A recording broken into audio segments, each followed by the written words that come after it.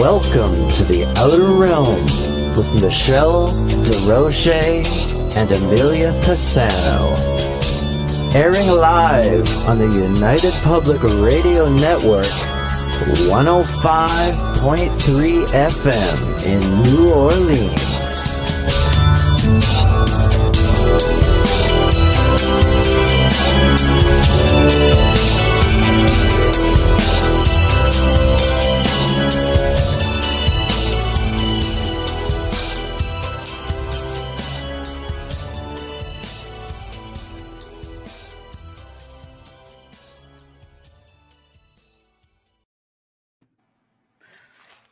Good evening, everyone. Welcome to the Thursday night segment of The Outer Realm.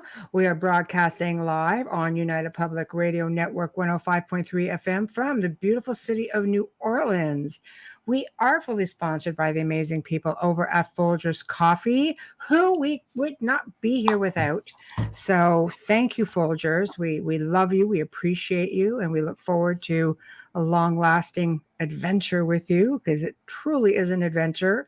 Also, huge thank you to Dr. Snick, the sonic surgeon, aka Justin Snicker, who is an award-winning composer of Halloween horror, sci-fi, dark wave electronic music, which can be found just about anywhere that streams good music. And he is responsible for our intro and outro. So thank you, thank you. Tonight, we welcome for the very first time Dr. Scott Taylor, who is an experiencer of, get this, guys, a shared near-death experience. And what a heartfelt story. You guys are not going to want to miss this segment. It's very unusual. It's wild. It really is. So in order to participate, you guys know the drill. We are on one of 8 platforms. So if we're starting with YouTube, we've got UFO Paranormal.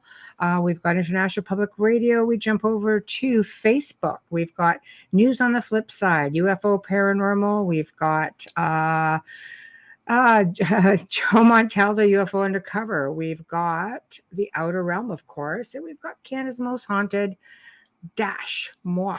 So that pretty much sums it up right there. And we've got Janie and Wayne in the chat room. So yeah, it's coming on, right on. Excellent. Oh, hey, Tamara. Excellent, excellent. So, Wee Bubbly, how's it going? Good. Now that we've started the show, I can take this out of my hair. It reads like a giant Band-Aid on camera. This is for St. Patrick's Day. I will clip it to my shirt. It's killing me, but just so everybody can see it, and I have to pay respects to St. Patty's Day because St. Patrick was Italian. There we go. So anyways, he was Italian. Yes, he was. Right there. We'll see how that does. But anyways, maybe not. Was. Yes, he was. Yeah, maybe not. No. St. Patrick's Day is. So I did my best. That's all I'm saying. No green beer here. We've got maybe green coffee. There we go. So yeah, but we do have like a really terrific guest coming on in like 2 minutes. I'm going to be sending him this thing. Yeah, his link. So. I don't wear green, so sorry.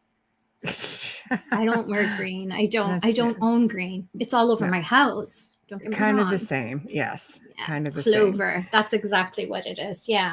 And I should have picked the green one instead, but yeah. It's all good. It's all good. My intent and my love is there for all the Irish people. All that matters. And happy St. Patty's Day. I love the Irish accent. Anyone who knows me knows it. Almost as much as Scottish, but I do love it. Irish people, when they talk, they sound like they're singing, and I love it. It's always it's happy. You know what I mean? Like the energy when they speak, I love them. Right. But anyways, I remember our guest from last week, super peppy. Super peppy, yes. Super peppy. Yes, so, I love it. Tonight, not so peppy, but it's going to be really, really informative. I'm going to send the link, so we might want to. Do you want to read the bio? Yes, I will. Dr. Taylor is one of the few people on the planet that is an experiencer, academic, and educator. He has had a shared near-death experience, which he'll be discussing with us tonight. He has studied near-death experiencers at top-ranked universities as part of his doctoral research. Bet you didn't know that happens. He has developed and taught others a method of exploring the same place NDErs visit during their near-death experiences safely, easily, and without trauma. Wow. That's new. Oh. That's new, right? I know. It's going to be spectacular. He's so versed. He really is. He's so versed in this thing, So I think it's going to be fantastical. Cool. I know. Looking forward to it. I know. I have to go back to like I'm glad that they're experiencing or they're putting in these blurbs, like I love that. A shared near-death experience.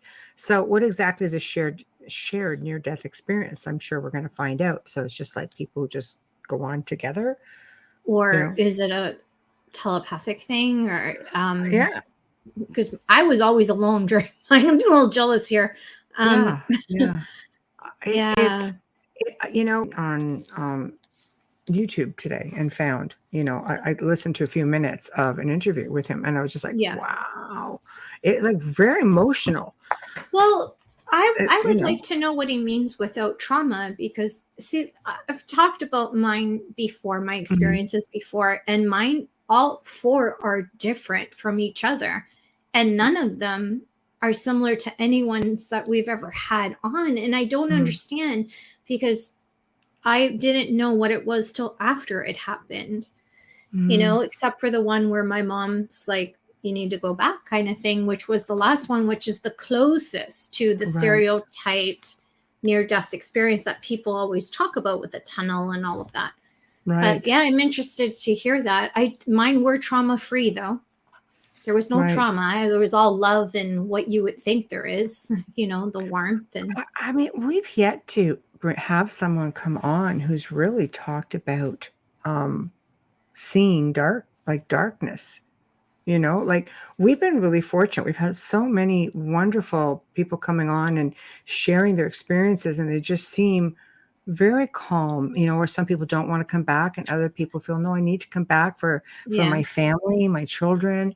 We've never really had anyone on who has basically talked about being really horrific, get me the heck out of here, clawing their way back sort of thing. I've read about them, but I've not really seemed to I've never really seemed to come across anyone to even invite on that's had that sort of a situation. So I'm just kind of like, brings on that kind of trauma in a near-death experience, because it's different. I didn't want to come back, but I came back. But I did not. I think that's why I ended up going back 3 times after. Just trying to call your way back in the same hour, I'm going back that way. Yeah, no, I said no, wrong body. Yeah, right. wrong room. I know. I just, mine was just so quick. I'm so young. I don't really remember a lot of details about it. They're very fast. But the funny thing is, if you focus on it and meditatively, you can remember a lot more. Anyways, for myself, I can remember a lot more. And sometimes I get bits and flashes of it. That freaks me out. That I will not lie. That's disturbing for me when that happens. It sounds like it was pleasant. I mean, it's not. Like, I think it's our soul, our essence that retains so much of these memories. And it's not so much the physical self, at least from past life, our traumas and things like that. Yet it's funny because you hear of people who have come back, and let's say they were stabbed or shot, they'll have like a birthmark or a mark on the physical body, which that to me is strange because it's a whole different thing. You know what I mean? Like you experience it, but you're not coming back in the same body. So, I'd love to know how that works. Does the individual imprint that somehow into their physical self? Like, it's just, I have so many questions about things like that. And I'm hoping our guest is not struggling to come on. It's just like, I wonder about the experiences we don't remember. And have people had NDEs and not known it? I mean, you don't have to be in a hospital to have an NDE. No. So I think about that all the time. Like, I wonder, have people had near-death experiences and just dismissed it as them being, gone through a blackout or something and then come through and are okay? I wonder how many people have actually had near-death experiences and do not know. That's I mean, I had an experience, and you tell me if anybody else has had a similar experience, like chime in. I remember when my children were very young, and I had an infection that set into my head, behind my eyes. It was excruciating. Doctor came to the house, everything. I was down for like 5 or 6 days. The pain was so intense. I kept having a voice come to me and asking me if I was done and if I'd like to go home. Wow. Like, would you like it to stop? Would you like to come home? Yeah. And I just had babies, I mean, I had literally had babies, and I just kept saying no. And I trudged through all this pain, and it kept coming and coming. And I went, thank you, Janie. Yeah. I'm just sorry. Go ahead. Oh, okay. Me too. I want boobs next time. Me too. I don't. Yeah,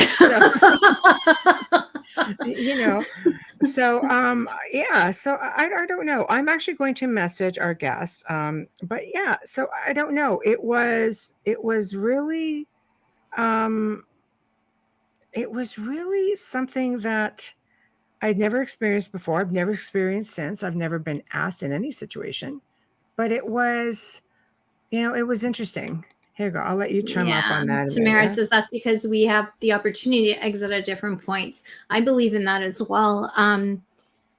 I've had several, like, my NDEs have happened in different times of my life. They weren't all just this one hospital thing. I mean, the sad thing is they've all happened in hospitals because of negligence. I mean, but they've I always took it as I was meant to come back. That's why it was there, so that they could help me. Right. Oh. Hi, Michael. Oh, so not connected. 1 second. I was going to tell him he's not connected. Yeah. I want to send another link as he's struggling with this one. I'm having a repeat performance, I think, of oh no. With MG, we had this going on. So bear with me, guys. No. Okay, bear with me. I know. Your devices. Joe wants to come back with boobs. Yeah, I'm not going to lie. I would want to come back as a female again. Here is another link. 1 second. Please give. I wonder. Permission to use your mic and cam. All right, I think we're good. Michelle's just messaging him. I wonder if they had to bring my mom in, like, the big guns at the end, because I was not staying here on this side. And sometimes I wonder if that's the reason why she. Hey, Michael. She came in the last one. Can you imagine? Here, let me do it. Yeah. I've got this one. I know her really well. I know how to get her back there. Oh my gosh, I know. I don't get it. Okay, he said it's not letting me in. Oh no. Please see my last email. I wouldn't be surprised. Russian hackers, they hate the Canadians right now, big time. Email. New link to try. Yeah, hey. This is just, come on. Anybody besides Wayne have if you're in chat, have an NDE that was crazy creepy? Yes. Oh yeah, Wayne had a ridiculous one. It was just like, it was ridiculous. Again, it wasn't like this. I have done that numerous times. Oh no. Okay, try new link. Might just be switching this over to Q&A, and we're always ready for that. But we're hoping that Dr. Scott Taylor, where is he coming in from? He's the stateside, so I don't Well, understand. that's really strange. Does he have it on Chrome? Yep. He does. Okay. Yep. For those of you that are not watching, because I know a lot of you are listening, so I'm just describing what Michelle's doing because you can't see her. No, it's true. So- I'm just trying to communicate with the guests. He may have a firewall. Can't kick that producer director out of my blood. Yeah, let's find out. Do you have a... So today was a crazy warm day here. It was. Yeah, It was we beautiful. reached 19 degrees in southern Ontario. It was nice. It was nice. And I didn't go outside. I just heard. No, it was nice. We were outside working all day. So I don't go anywhere. I know. But All right, we are still doing this. that is so funny. Tried. Tell him to shut the computer off and Michael said, tell him to shut the computer off and restart. Please do a restart. Oh, this is just going to just blow if we can't get this, guys. Thank you, Michael. Our tech guy from the chat room. Yeah, let's hope so. Well, Michael's a host on the network. He was actually on right before us tonight. That's it. Yes. Yes. Yeah, the red pill. The red pill. Red pill. That's right. Take the red pill. What if I want to take the pink one? I think the pink pill. I don't know. I don't know, pink. man. He was Hammer's shaky. Sorry, you know what? It's the freaking sisterhood tonight, so it could have been the pink one. It's me, Wayne. It's me. It's on a stand, and you see that? That's me kicking up against the table. I'm so sorry. I know. Yeah, the camera's not shaky. It's the stand the stupid laptop is on. I bought a new stand. Although I think I probably own this stand somewhere. Blocker. I'll let him know when he messages me. He's quiet right now. I'm thinking he's just restarting. Yeah, sometimes it does come up as a pop-up blocker. I know. I had to say that very slowly because that could have gone very wrong. I actually, I've been using this format for quite some time, and it basically asked me again today to give permission to use it. Okay, twice already. I had to. Oh my goodness! I had to close and start on another link when you sent it to me. It just came up as Google asking me to use my camera. And I just closed off all the windows and hit the link again. Okay. See what happens. So any good horrors out, guys? Since we're waiting. Has anybody seen anything good? Horror, paranormal, mystery.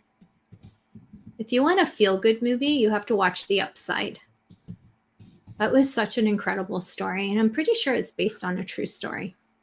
Okay, so we're going to wait and see. I don't really know what else. Other than Flatliners, is there any movies that... I'm getting motion sickness. Stop it. Sorry. I'm sorry, Wayne. Okay. Yeah, I know. I'm that little sister. You see, I said sorry, and then I know. It's just nice and annoying. Do it again. I'm that little sister. And trying to keep up with the... terrifying. Wayne's NDE, just trying to keep up with the theme, and hopefully he's going to come on. We have a lot of people coming in to watch right now. Boo. I know. I wish we could just call people. That would just be so much easier, But anyway, we're here now. So I know. I am right there. I'm trying not to laugh or touch the desk right now. Wayne's experience, he was on a boat. I think you've heard us talk about that, going down, why we always say like the river Styx, but there was all kinds of people on a boat with them, and they were all like facing ahead, and the guy is just throwing. He's very, very quiet, and Wayne's a sweetie, right? So it's just nothing like, I don't know. What did you guys do to celebrate St. Patty's Day? Not enough, because we're here with you fine people. You came late. I wore this pretty bow in my hair. You came late. It was bright. Here, but it looked too much like a bandage in the light, so I took it off. Yeah. That's what I did. Yeah. I am just like totally. Old sailing ship, a dark galleon. And that didn't make you nauseous, but me talking on my table makes you nauseous? I know. That's crazy. I'm just going to email. I have a lot of practice like being this. a little sister, just saying. I'm going to try it like this. You just keep talking. Yeah, I got 3 brothers. I got a lot of practice. But hopefully my brothers aren't watching now going, what did she do? It's her fault, not you, meaning me. St. Patrick was Italian, yes. That's why I wore it. And it's on my timeline too. He was Italian. He was Italian indeed. Yes. Patrizio. Yes, San Patrizio. Except Outlook. Okay, hold on. I sent a new link and a new email. I just don't know what to do. I'm just like, I don't know what to do. So Wayne, are you camera ready? We can bring you in and you can talk about your NDE. Are you camera ready, darling? I know, right? He's just like, oh no, I'm in my work clothes. You could send him. You could just send him the link. He could just speak. That's true. He doesn't have to come on. Okay, we'll give it a little bit, and hey, when you can come and tell your NDE story, you want to chime in on? We'll send you a link. We'll send you a link. Yeah, eat pizza in the shape of a shamrock. Works for me. Yes. Pizza works in any shape. Are you sending one? I'm down. Gads no. Why not? You can come in, but you don't actually have to be on camera, Wayne. Yeah, How about that? Just speak. Well, we're gonna wait and see because I have to see. And he does so many impressions. He could pick any voice, and you would never know if it's his or not unless you know him. Do an Irish voice. Yeah. Right. Yes, just for today. Now I want pizza. I always want pizza. I know. So this is. I got asked a stupid question. What do you want to eat for your birthday? Okay, 1 second. It's still. They will need to connect their mic and cam before you can add them to the stream. Okay. It's saying that you need to your mic and cam in order to be. Michelle's just communicating with our guest. Okay. We're hoping that things change and not too many of you have walked away. Please don't walk away. Please don't walk away. We're fun. Because we are fun. And if you're listening in archive, just fast forward till you hear a lot more talking. Don't let go. I know. Edit mic settings automatically adjust volume, echo. I can't do anything because you don't want me as here he is. Oh my gosh, you're here. No camera though. Echo. Hello. Can you hear me? We can hear you, but we can't see you, and we have an echo. Because your speaker's on. It's true. Yeah. It was the only way I could hear you. It's those few days experience I have as a producer. Your speakers are on. Everybody's chiming in, so we're just like, oh, come on. So how's that? Does that sound all right? Yes. Sounds great. We can't see you, but we'll take your voice. So. Nope. No. And gone. No, come back. Please. Come back. I was. Yeah. Oh. I'm thinking not having the beer before the show was a bad idea. Just saying. We should have had it. Should have had green beer. I know. This just like we're having green coffee. Or not, maybe not. Would that be cool? Green tea. Oh, okay, we're back. Do you know how to change cameras? Here we go. We don't have a camera. I think underneath, because even here there's settings that underneath the screen. Have you ever been on StreamYard before? Yeah, underneath there's settings. Maybe you can work with that. Because it gives you everything there, camera, audio, all kinds of things that you should be able to access right here on the soundboard for yourself. But if not, like I said, we've got your voice. Oh, wait, no, that was good. You're teasing us. There we go. Yes. Now we've got the echo that we're still dealing with, though. Echo. Oh, yeah, we have a bit of an echo still. Do you have earbuds, Dr. Taylor? There we go. Here we go. Okay, that's not too bad. We got it. All How's right. that? If I just get close to the microphone, we'll make that work. All right. So Well, happy St. Patrick's Day, everyone. Thank you. The same to you as well. So we're getting feedback. Are you hearing any feedback? You Because guys sound just perfectly clear. Okay. Yeah, let's see. I'm not Well, hearing as because much of a feedback now. Our Are you? voice is going back into that microphone. It's Okay, there. 1 second. It's there. There we All go. right. That's what I asked, Wayne. If you have headphones, it would be much better to keep your sound that way rather than right. have us on an open speaker. Hold on. Thank you. We're just grateful we can see you. I know. This is great. It's like, I know. Okay. This is good. This is good. It happens sometimes. That's great. Thankfully, there's like nobody on after us because we can just get, more of the show in, which is great. But we've already hit record. We're going to lose we can't go too far over and then we won't be on. Oh, no, we're fine as long as I don't try to use it up any other way. Okay. It's just when I try to put the archives here, it's a long story. There. Can you hear us okay? I can hear you great. Great. Awesome. Now it's perfect. Ooh, it's got that deep radio voice going on too. I like it. Now it's perfect because we don't have that feedback. No, ideal. So how are you? I mean, wow. I'm a little frazzled at the moment, but other than that, I'm doing all right. Thank you for asking. Oh my gosh. It happens. It happens with the best of us, honestly. No, really, we had to really work for you tonight. It's just like, wow. But I know it's going to be worth it.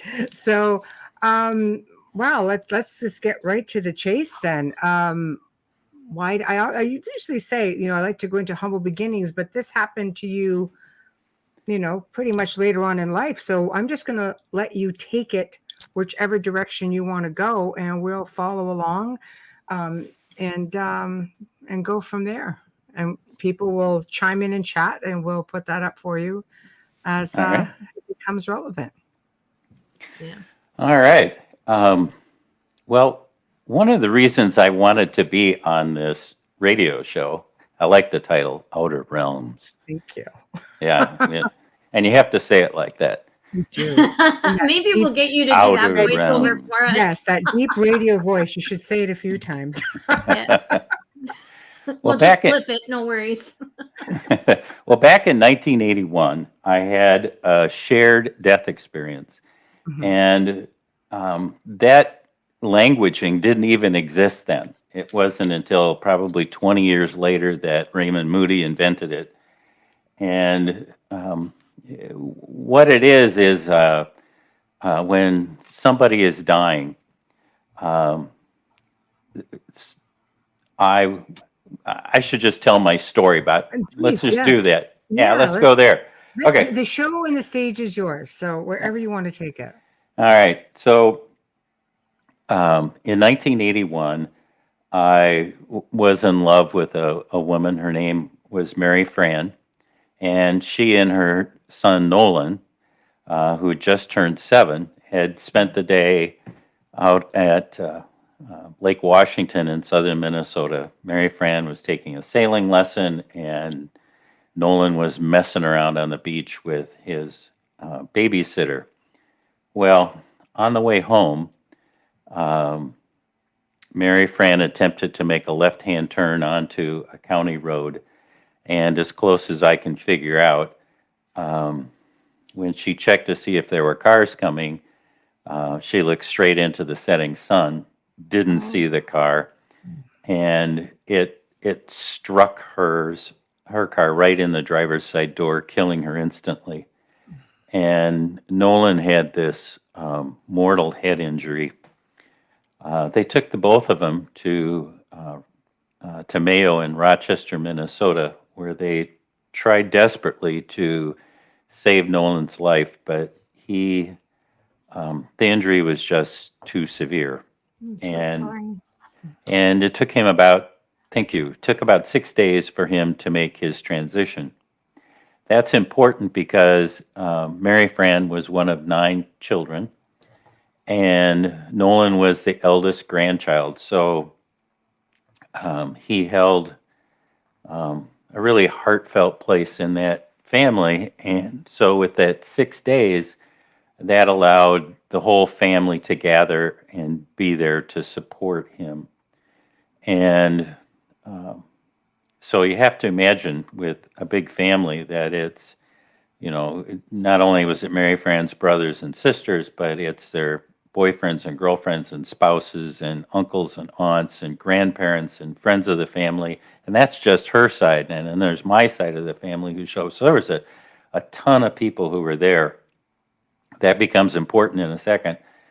But what this amount of people allowed us to do was we divvied up the time, and every 2 hours we were next to, we went into Nolan's hospital room and, tried to keep him company, tried to keep him active and, just engaged with the family. Now, Nolan was in a coma this whole time, so he wasn't responsive to us. But what we know about people who are in comas, and certainly those who are in the last stage of dying, is that hearing is the last sense to go. So it was important that we were there and trying to keep him engaged. Well, on the 6th morning, Mary Fran's eldest sister, Janie, and I had the shift from 3 o'clock in the morning till 5 o'clock in the morning. And we read him stories and we told him all kinds of really funny things about when you try to pack 50 people into this really small waiting room and they're all trying to sleep and they're stealing pillows from all over Mayo to create beds. And there's just endless varieties of stories trying to, people trying to make the best of a bad situation. It got to be about 4:45 and Janie looked at me and she goes,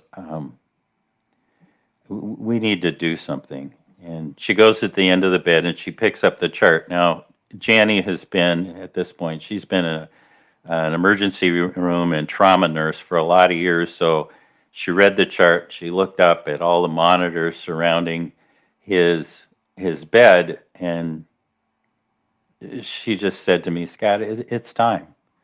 So we grabbed a couple of chairs and we sat by Nolan's head and we told him that he had been a very brave young man and that he had been fighting and trying to stay with us. And we loved him for that. But if his mother could come, now remember Mary Fran died 6 days before, but if his mother should come to pick him up, that it was okay for her to go.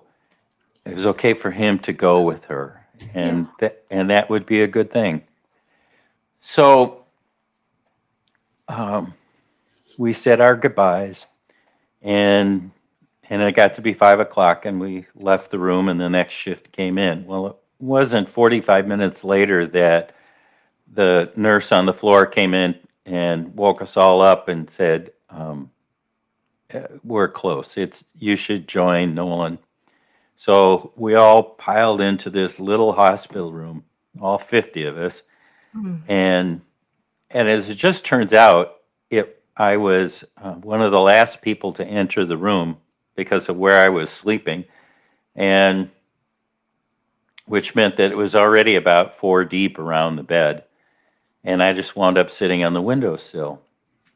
And we waited, and it was a very slow decline.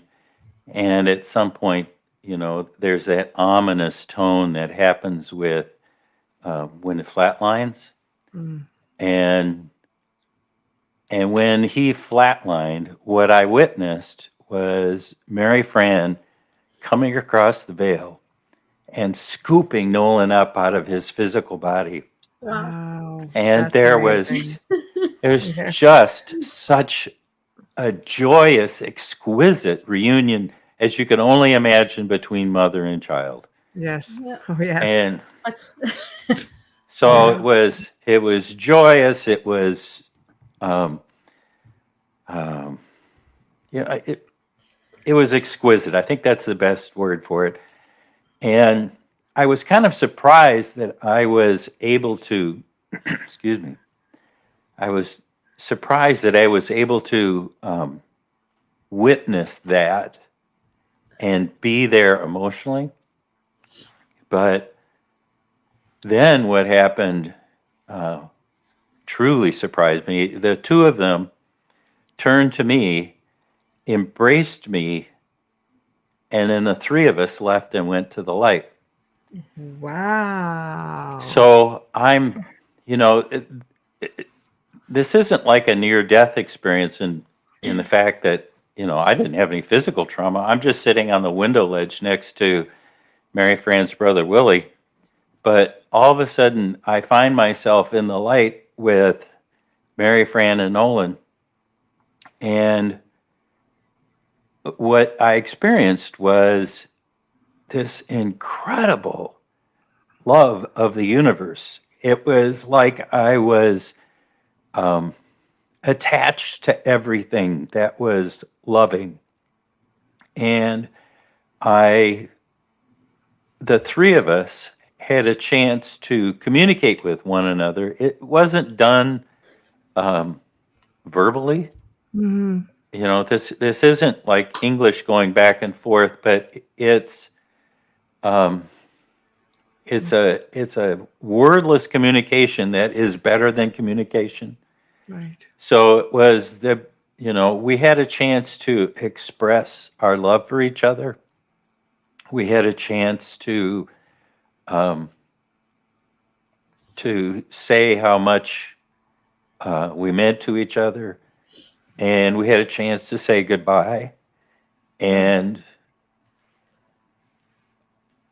then we just kind of hung out in that space with each other for a while, and then it was over. I mean, it was like, not over, that's not the right word. It was like complete. Yeah. And at that point, the two of them turned. Mary Fran led Nolan off further into the light, and I came back to my physical body. Mm-hmm. And I wish it was.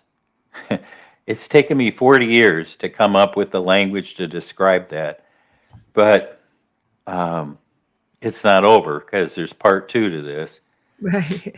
which is, so I'm sitting there on the window ledge next to Willie, and the whole time that I'm in the light with Mary Fran and Nolan, I am also in the room with all of the other grieving relatives. So now we have a word for that. I didn't then. It's called bilocation. I had 2 very distinctive, separate consciousnesses that allowed me to be present with her and present in the room. And what was happening in the room, as you can imagine, they had just lost their cousin, their nephew, their grandson, and everybody's hugging each other and crying on each other's shoulders. And I'm sitting there, and inside of me, there is this loving light of the universe that's just trying to burst out. And I am so filled with joy and love and this connection to Mary Fran, Nolan, and everyone in the room. I mean, I had this ecstasy on my face, and I knew it was completely inappropriate. If anybody had looked at me, they would have really misunderstood what was going on. So the only thing I could think of would be, I just covered my face with my hands until I came back to my physical body and was able to put the 2 parts of me back together again. Mm-hmm. And to be able to be there in the room with them as, we all said our last goodbyes and filed out. So this was my experience, and it That's completely changed my life. I grew up in southern Minnesota, in a little town called Mankato. You may actually recognize that because in Little House on the Prairie, Michael Landon and his family, when they Right. went to the big city, that's where they went. They went to Mankato. Wow. And It sounded familiar. yeah, that's it. Yeah, so Laura Ingalls Wilder and her family, Pa. Right. Pa was Yeah. crazy, by the way. So I grew up in this small town and grew up in the Presbyterian church. And let's just say that Presbyterians don't talk about things like bilocation. They don't talk about the ability to see someone cross the veil, or to recognize when they've left their physical body and be able to witness that. They certainly didn't talk about this idea that in the moment of my greatest grief, I am in my greatest joy. And when I talk about this, sometimes it gets emotional for me, but you have to know that yes, there's some sadness to losing Mary Fran and Nolan, but it's also an expression of, when I talk about it, it's like I get to touch that space again. And it's so extraordinary that, tears come, and We're right here with you on that level. Yeah. So it's, I didn't know what had happened to me, and I didn't know how it would be received. So I didn't tell anybody for 15 years. Wow. That's a hard pill to swallow, I guess. She gave Like- you a gift. She gave That you a was gift in that moment. extraordinary. Yeah, it was an extraordinary gift. Yeah. Yes. And one of the things we know about shared death experiences, and this is recent. I mean, this, like in the last month, this research came out from William Peters. He did a rather large study on shared death experiences. And one of the things we know about that this can happen to anybody. You don't have to be special, or there's some things you can do to help prepare. But one of the critical factors is that the person who is making the transition is the one to invite you into the light. So in my case, it was Nolan who invited me to be with he and his mother, and then, as they went into the light. So it was a real parting gift. And in particular, what makes it even more special for me is that Nolan's biological father never recognized him, and Nolan never knew who he was. Mary Fran wouldn't tell him because it was Complicated. It just thank you. You're Beautiful welcome. word. Thank you. It was complicated, and Yes. so anyway, here I am in his life, and he desperately wanted a father, and He chose you. yeah, You he chose Yeah. me. did. So it was very special that way, that he would make that invitation, and that Mary Fran was there to help facilitate that. So It was a anyway, gift. so amazing gift. that's the story. That's an incredible story. It's not something that happens all the time. the family, gone through so much. They lost their daughter like 6-7 days before, and he was the last link to her. That's right. So this makes it even that more difficult, and the fact that they chose you aside from any other family member is quite a gift, and it speaks volumes as to their love for you. Okay, so that's not quite true. Uh-oh. They bring grandma along too. No.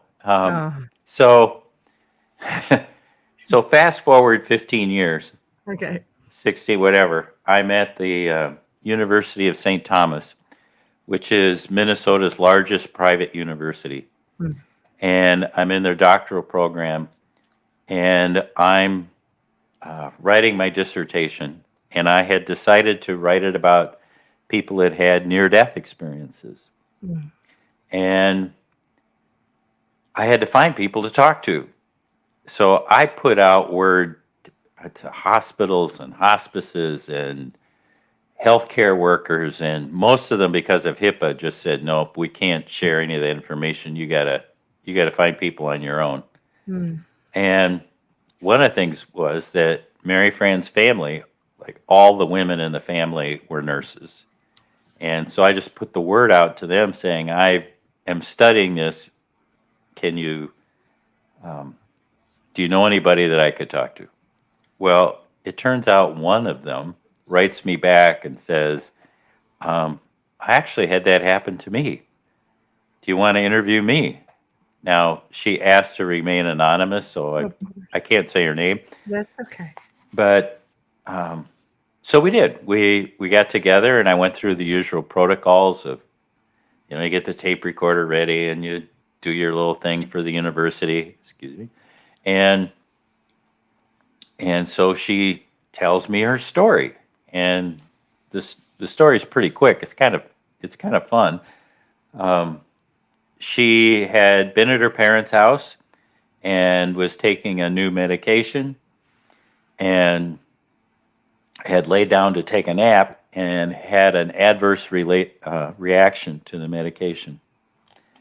And the next thing she knows is that she is floating in this world of gray. And out of this mist of gray comes Mary Fran. And Mary Fran's got her hands on her hips, and she is not pleased. She has her finger out, and she's doing the wag thing. And so she tells her sister, you have got to go back, and you have got to go back now. Wow. To which the sister looked at her and said, well, nice to see you too, Mary Fran. And, all right. And Mary Fran goes, was not to be distracted. You have got to go back. And she just shouted at her, now. Well, it startled her so much that she instantly went back into her physical body, opened her eyes, and when she did, she saw an EMT turn away from her and say to his buddy, he says, I have done everything I can. We've lost her. And the buddy across the room, the other EMT, happened to be looking at the sister when he said that, and he went, no, she opened her eyes.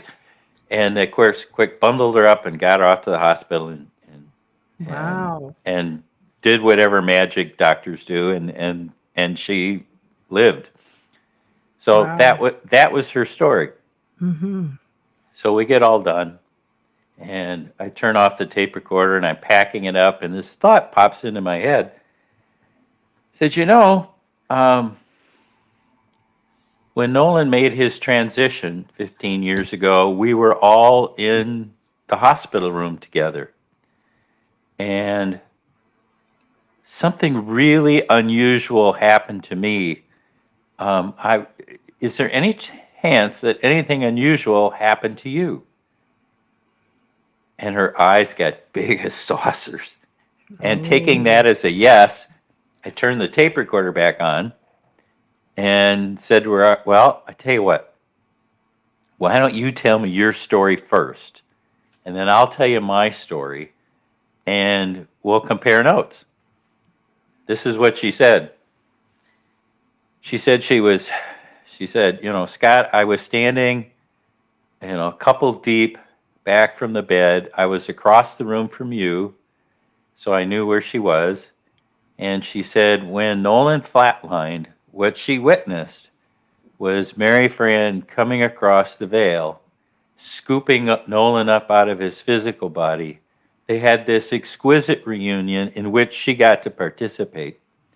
And then the two of them turned to her, and the three of them went to the light together. She had exactly the same experience that I did.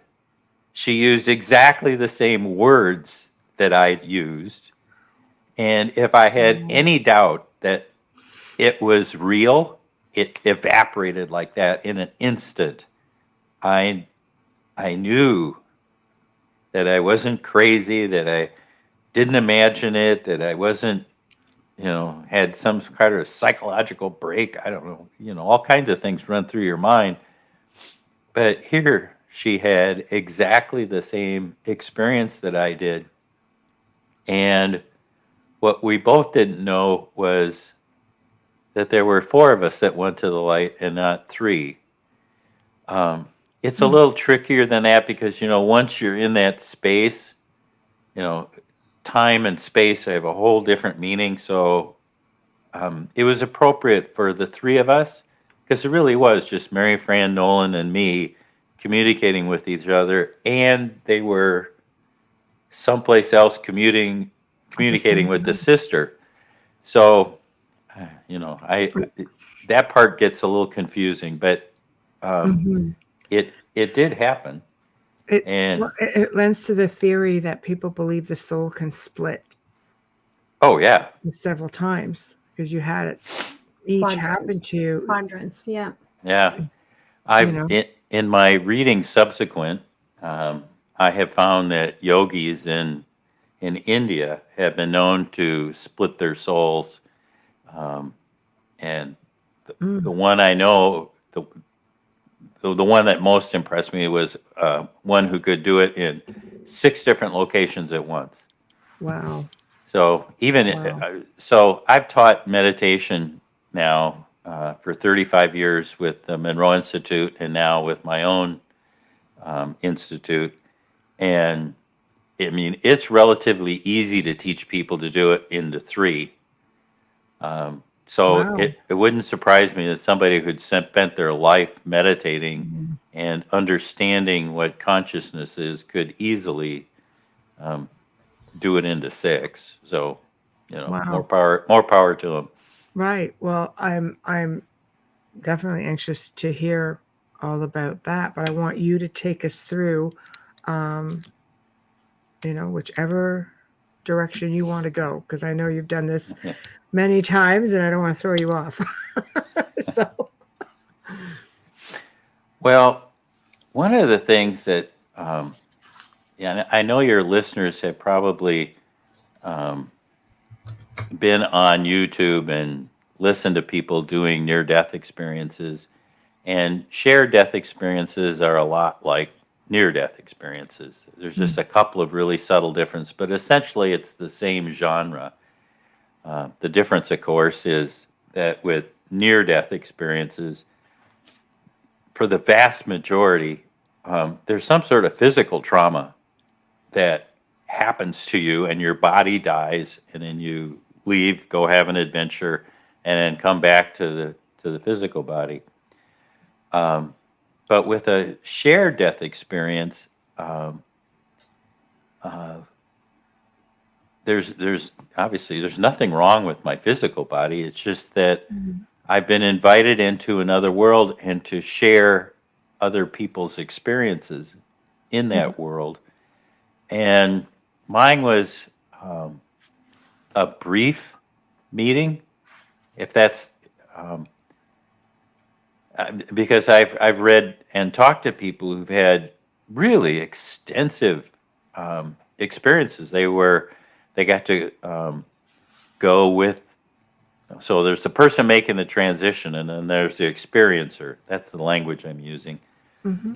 So the experiencer gets to go with the person making the transition, and they go into the light. They go into and get to hang out at the reunion with all of the dead friends and relatives, and everybody gets to catch up, and the experiencer witnesses this whole thing. And then usually after that, a being of light shows up and escorts the person making their transition into a life review. And the life review is an extraordinary thing. And the experiencer gets to be part of that life review and gets to know everything about what happened. And so the life review, what makes it so just an amazing thing is that it happens from 3 different perspectives simultaneously. And that means that you get to relive your life again.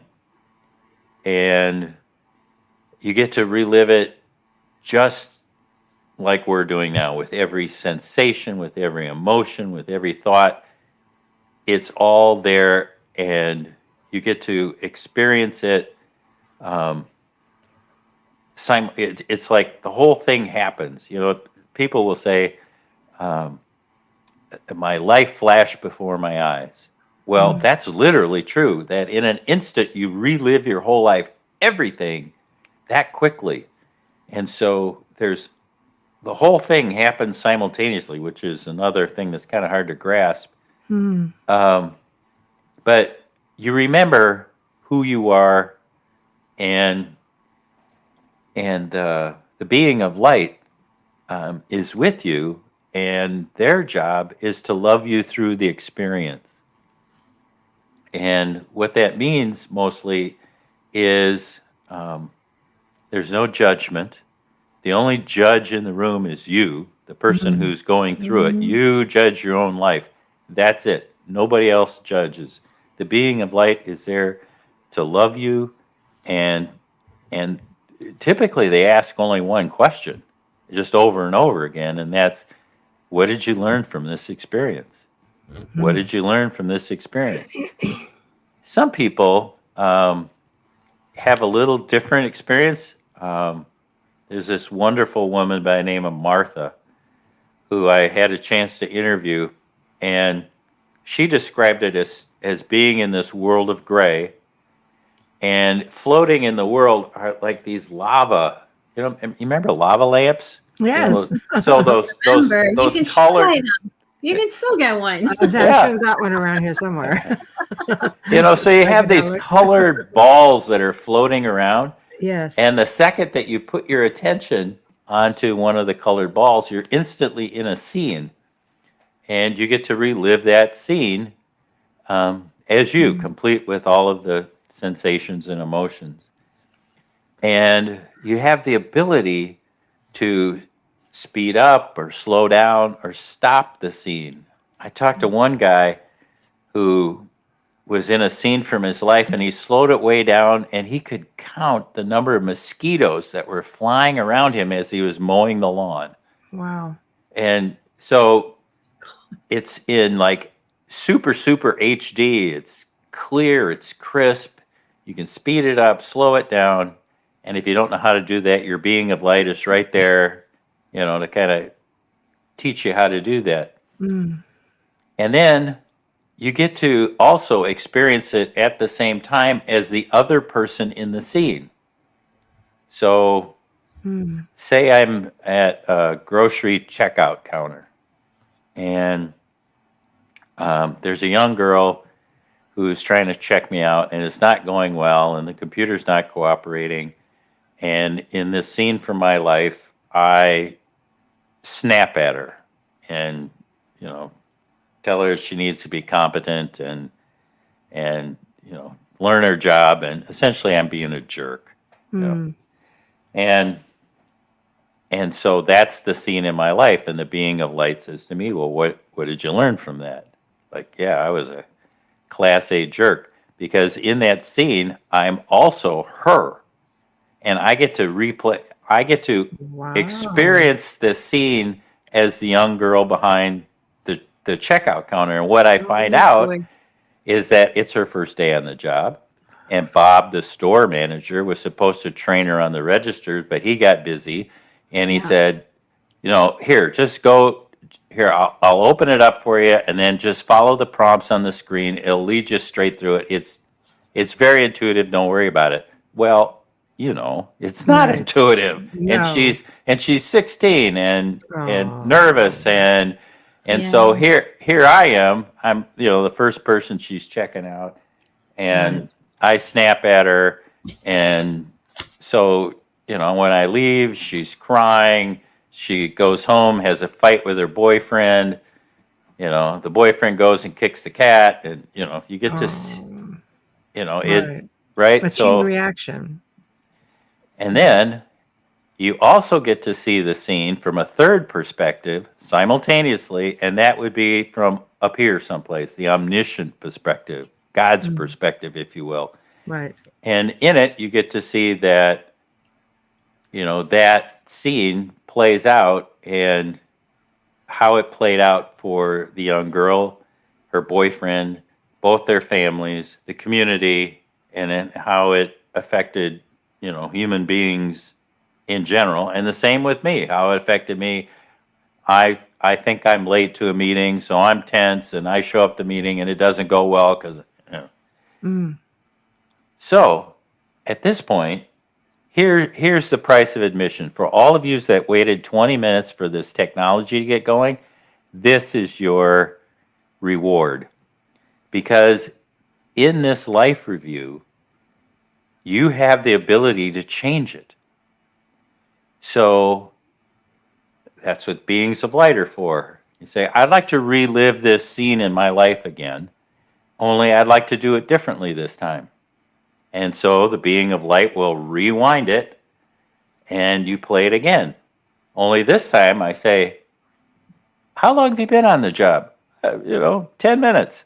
And I say, all of us had a first day on the first job, and we're nervous, and computers don't often work right. And just take your time, take a deep breath. It'll all be just fine. We'll figure out how to make the paperwork work. If I had done that, what then happened? Well, I get to see how that played out to her boyfriend, to the family, to the poor cat, to the meeting I had. How everything would have been different. It's fascinating to me because you were there as a third party, when you pass or you transition, you go through this. But it's so fascinating to me to think that you can be brought in to partake in this, and you're going through the exact same process. So it's almost like you have a second chance to right the wrongs, right? It's exactly right. You hit it right on the head, Michelle. How does that work with criminals? What this allows us to do is to fix our karma right then, right there. If we said, you know what, this could have been done differently, and we relive it. Maybe we do it 2, 3, 4, 5 times to get it right. I'm thinking Groundhog Day, right? And the cool thing is, what I've been told is that each of the times that we got to relive it, that becomes part of the human experience too, just as real as if it had happened in 3D. So it's like another timeline got set up, and we got to experience how things would have changed. And it adds to us as a human species about, kindness and generosity and, Anyway, I think it's a wonderful gift from the non-physical universe, from the love of the universe, that we get second, third, fourth chances we get to judge how it is that this turned out and how we would have liked to have it turned out. So I told you that I had this woman, Martha, who told me about the lava blobs. You know, that's what her life review is like. And at the end of her telling me this, she says, I'm going to clean this up a little bit, but Of course. essentially said she was a huge jerk in her family. Right. Yeah. And her favorite thing to do was at family gatherings. And she was one of 10, big family. She used to see how long it could take her to get everybody fighting with each other. Oh. And so she I would, know someone like that. yeah. And they tell half truths and pit people against each other. And for her, that was fun. Well, in her life review, she got to be every member of the family and got to see how destructive and how mean and how awful that was for everybody. And she said it was just hell to have to relive that all again. And it was the best thing that could have ever happened to me. And then when she came back, she spent the next years of her life repairing her relationships with her family and trying to prove to them and to herself that she was worthy and that they were all loved, and that she was going to be an expression of the love of the universe and try to be a healing agent back when she returned. And like, what a blessing for all of us. And not comfortable for her, that's for sure. Awkward. Yeah. Awkward. I'd like to know what happens to people who kill and commit crimes, and they have to go through this. Do they go through this? What happens with them? That's my biggest curiosity. You know? There's some very famous stories about one of them that I remember distinctly. PMH Atwater talks about it. She'd interviewed a guy who was a mafia hitman and beat people up and, help them make their transition. And he got to be, on the receiving end of all of his job performance. And how horrible that was, and how the fear and the losing families and spouses, and it was just Daniel Brinkley.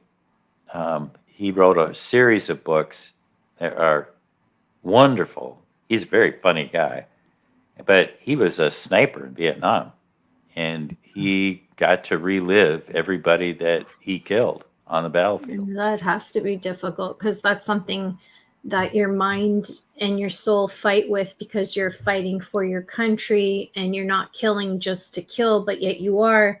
I can't imagine. That's why several of them have PTSD who come back from war. It's understandable. Yeah. So it's a very sobering time. And to go back to where we got into all this, was there people who had shared death experiences like me that got to participate, and they got to relive the whole thing just like the experiencer, and intimately understand what was happening in this person's life. And they're invited in. It's not like they're a voyeur or something. No, but that's still, if you've done something traumatic in your life and you've been giving this gift and you're faced with that, I mean, have you ever come across anybody that's just like, I don't even want to go back and show my face to the living, because, oh my gosh, I am just completely ashamed. How do you recover from something like that if you're not prepared? You can't go back and face everybody. Well, the recovery is that we are profoundly and unconditionally loved by the universe. Right. There is no option on that. Right. And so as a result, they can come back into the physical world with this sense of compassion for themselves. Right. That was me then, this is me now, and I understand how the world works now, and it's different than I thought. And You have to the forgive only yourself. thing I can do is come from a place of love and compassion.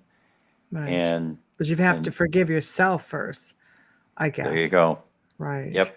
Right. That's hard for some people. It is, but it happens in the light. They are right. Totally forgiven. Right. This being of light has some amazing qualities. There are many people who talk about when they meet this being of light,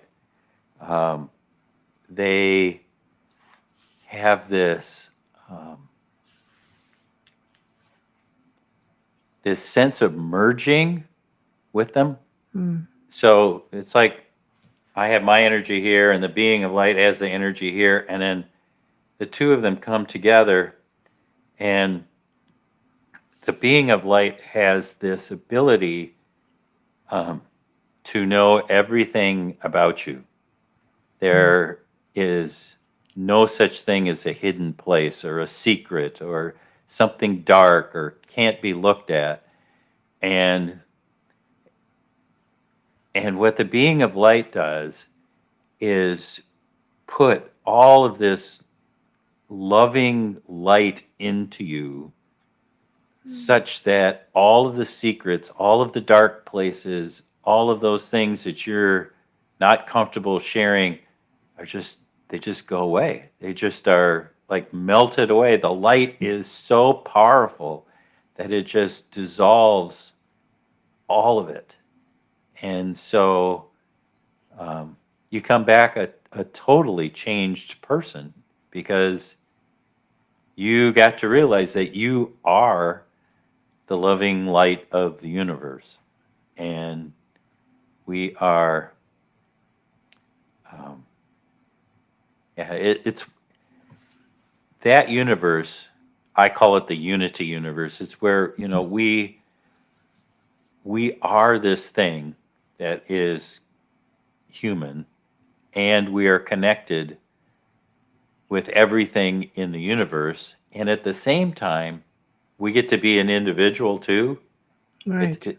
It's kind of hard to explain. I always say we're beings of light having a human experience. Yep. And so we get to be the all, and we get to be individual at the same time. Right. So we are connected and we are separate. So it's a wow. Wow. Yeah, so we get to, and it's the same thing here in the physical, except we just don't realize in this world of duality that this filter's been put there. It says, no, we're not allowed to see anything. You're not allowed to do that, because that's why you came here. Exactly. You're not special. You're just going to live it. Yeah. With all of the ugliness and the uncertainty and the ignorance and the... Right. Right. Right. But then we have you sharing your experience. I know, it's fantastic. So, okay, so there's we talked about this loving light of the universe. One of the things that I think is kind of cool is that there are 3 different kinds of light, and each type of light has its own type of experience. So there's the bright white light at the end of the tunnel, there's black light, and there's clear light. And so, we've all watched enough movies that we get a sense of what the white light at the end of the tunnel is all about. Sometimes it's a train. Just saying. Yeah, well, there's a lesson in that too. Right. Right. But yes, we typically it's the white light that we're hoping is on a train is the one I think everybody looks for. And so, yeah, so it's like the white, powerful light that fills you with light. And if you were, some of people described it as like as bright as a million suns. And yet it still doesn't hurt your eyes because you don't have physical eyes. You have, Right. the non-physical eyes can take this. It's just hugely bright light, and it is an outward manifestation of the love of God. It is the love that is everything. And some very clever people that I've had a chance to talk to, when they were facing this white light, they turned around because they were curious to see if there was a shadow. And the answer is no, there isn't. Because you become part of the light. It's not like it's an outside thing. Right. It's like you have become part of this brilliant white light. You think you're separate, but you become part of it. Black light, on the other hand, entirely different experience. In this one, it's you're going back to source. If you're Genesis fans, Genesis 2 talks about, in the beginning there was the void, the deep. It depends on which translation you have, but essentially it's before everything there was this dark place. And the people who talk about entering into the black light, almost to a person, they do the same gesture. They cross their arms and they kind of rock forward, and they talk about how they are held and loved, and that this is unconditional love. I think the best description of it I've heard is that it's the womb of God. Isn't that lovely? It is. And so it's where all things exist before form. And third, the clear light experience is the kind that I had. And in this experience, so we're all in some sort of environment right now. I've got, the light and the bookshelf behind me. And I got this microphone and this desk and I'm at. In a clear light experience, which you would begin to realize that everything is exuding its own light. Everything is made up of the light of the universe. And you would look at yourself and you would begin to lose your boundaries, because in this space, you have stepped into another dimension that is the love of the universe. Robin Williams did a film called What Dreams May Come. Excellent film. Excellent film. In that film, he steps into this new space, and I don't know if you remember, but it's a scene that's all paint. Yes. It's a landscape that's painted. And to me, that's what it feels like to step into a clear light experience. It's like all of, the individual flowers kind of just disappear into this swath of paint that's exuding this amazing, pinkish red light. So anyway, that's, and it's really hard to put words to that. It is. In the world of near-death research, there's common elements, and typically on everybody's list, the first element is that it is ineffable, which is a great English word for we don't have words to describe this. Right. Yes, we do. Technically speaking. It's ineffable. Right. And I tell you, I've had 40 years to try to put language to what happened between Mary Fran and Nolan and me. But You got 20% of it, and the other 80 I still haven't found the words for. I can't even imagine. I mean, I think you described it eloquently, and I think you described it in a way where we could all feel it. We could feel it coming from you. You know, it's like you, as much as you're mourning the loss, you're having this experience that's just, it was a gift.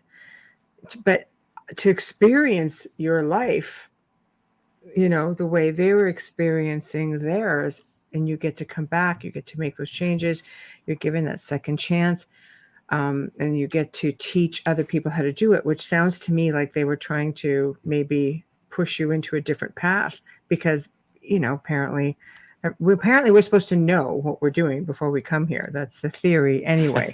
But the light beings, I'm sure, do. And, you know, and thinking, oh, we know what you'd be really great at, you know, and here you are doing it. Look, I do have a question though. When you're looking at this dark light, because we know what happens with the clear light, because here you are, you know, you've experienced it.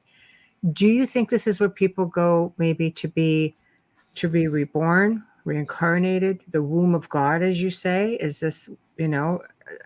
Oh, that's a great question. Thank you.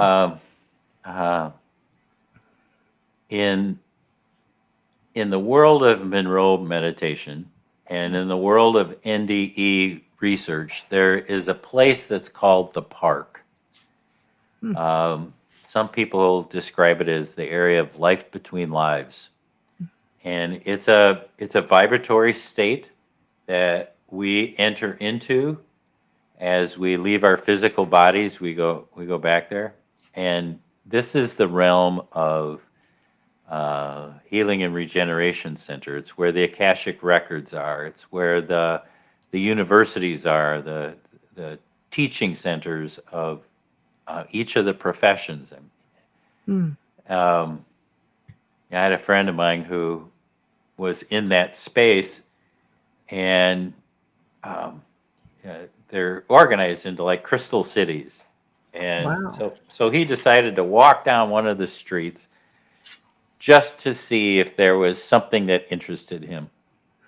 And well, it turns out he rounded the corner, and there was the University of Baking. And he loved to bake. That would be me, baking and cooking. There you go.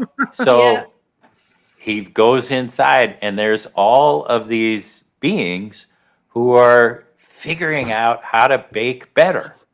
Oh, and I'll be the taster. And so, you know, what they say is that, you know, it gets developed on the non-physical realm first, and when they figure it out, that it gets disseminated to those of us in the physical. So he was just totally entranced with this idea that there was a place for me where I could, The other great story, I was, one of the things that I do is I teach people how through meditation to go to the same places near-death experiencers go to. And so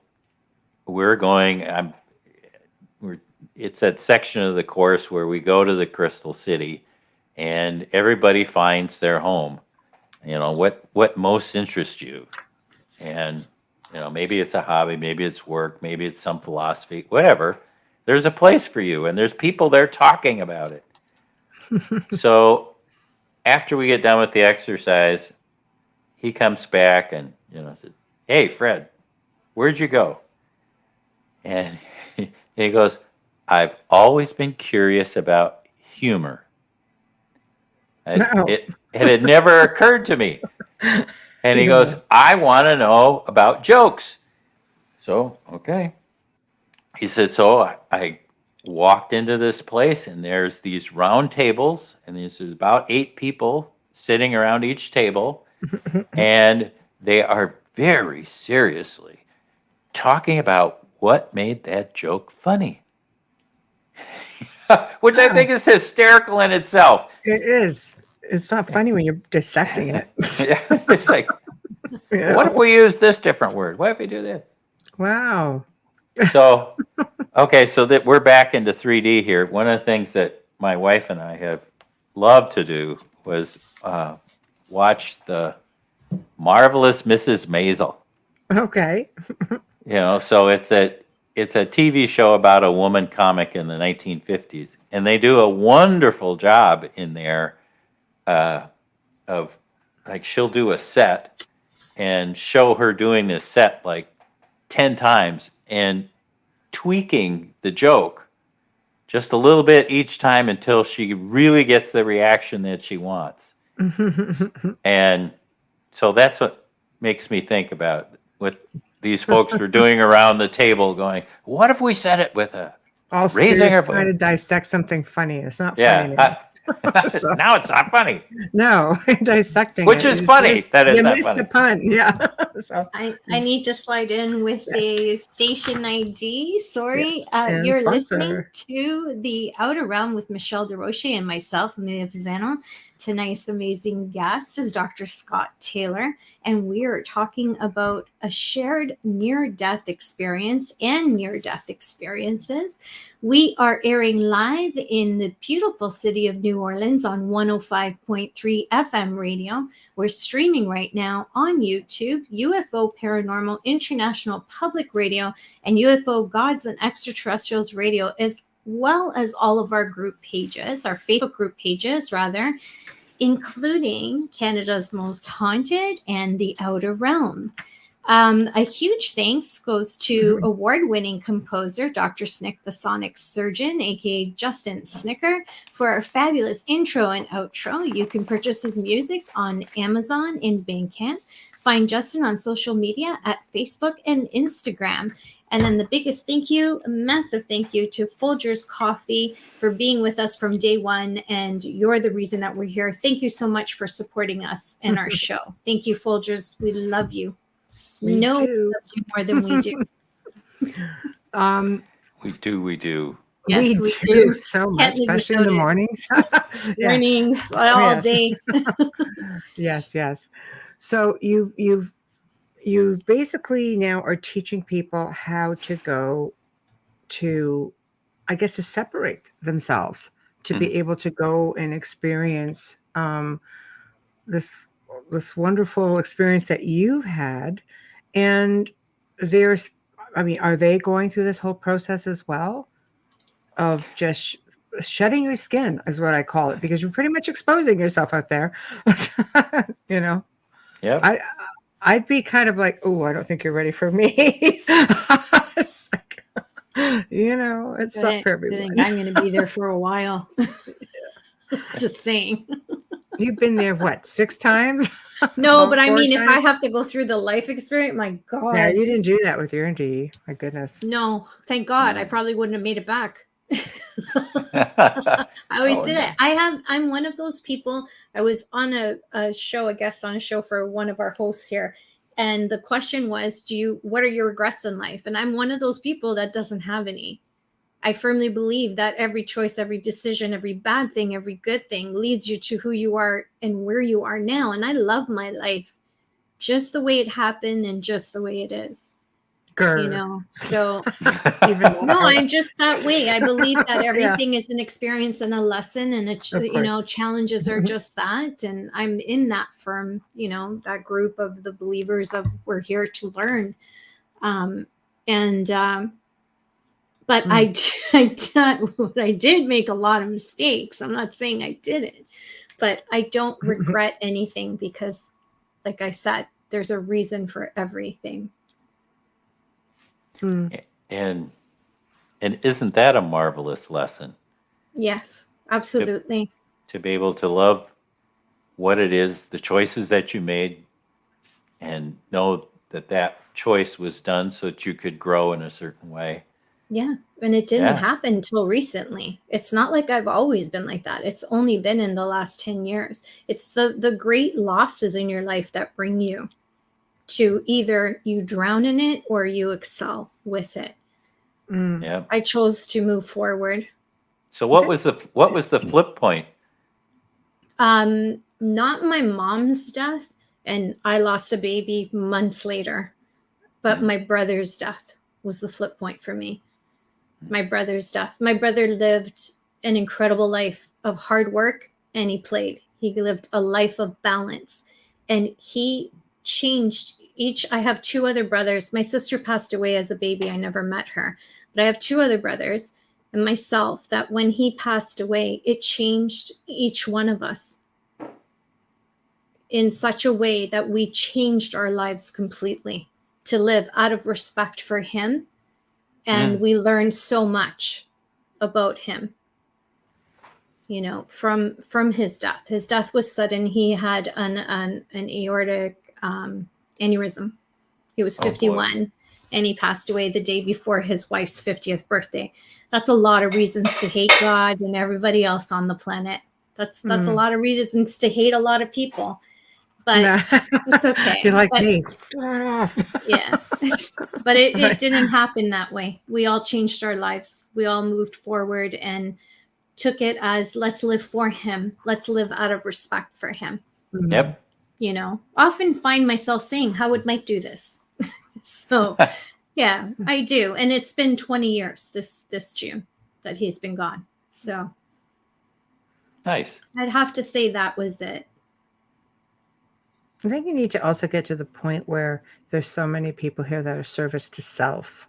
It's all about themselves, that you need to at some point change things where you become the servant to others. And that is a huge life changer. For those of you who haven't done it, I mean, really do it. That's I agree with you. And that's something that the two of us have always done things, even as children, charity or whatever. It was you had that same lifestyle. I had the same lifestyle. My parents were Italian immigrants. We always gave to the neighborhood. We always, everybody supported each other no matter what, whether it's something from the garden or checking on someone because they've lost a loved one or they were sick. Do one good thing every day for someone else. That's all. Nice and easy. It's sometimes something as simple as a smile. Easy to do. Right? How about hold the door open? Seriously. Yeah. Especially for a young mom with a kid in a car seat, just saying. Right. Because that happened to me when I was younger. I was livid. I couldn't believe it. Bags and a child in a car seat, and an older man walked right by me and went through the door without anything. And I was just like, oh my gosh. Just shocked. Yes, service to others shows up very nicely in our life review. So excellent. Go for it. Karmic points? We have brownie points. We put hours a week in. Serve. Need every point. But not if we're counting, right? No. No. All right. So, one of the greatest things you can do is help someone. It actually feels selfish because you feel so much more love and joy than they do. Isn't? So back to you. The commentator on midnight or 6 o'clock news. In the life, I'm sorry. When we enter into this space, there is this set of rules that change between, what's here in the physical and what's in the non-physical. So there's rules there. Yeah, there's different rules there. Like, in the world of unity, in the non-physical universe, there is no time, or the flip side, which is all time is now. Right. And it makes for a really interesting dynamic in terms of trying to tell people things. So if you've had a shared death experience or a near-death experience, some folks tell me, it's like they were in this realm for what seemed like a month, and they came back and it was just minutes. Right. Yeah. So it moves much faster. It was, here in the physical world, we're just at a different time rate than something else, which really is a problem if you're trying to describe something.